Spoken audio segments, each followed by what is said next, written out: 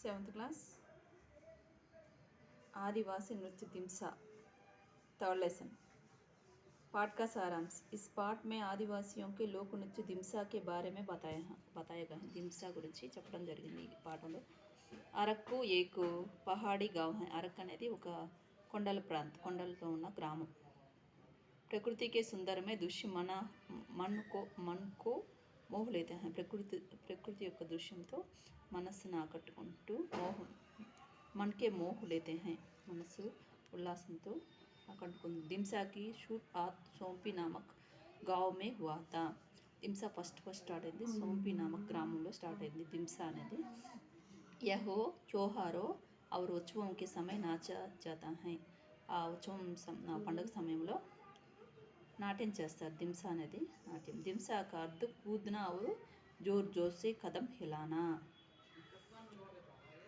అందరు కలిసి నృత్యం చేస్తారు। सब मिलकर छावड़ी में नाचते हैं। छावड़ीలో నాట్యం చేస్తారు। वे तुंडम नामक वाद्य यंत्र का उपयोग करते।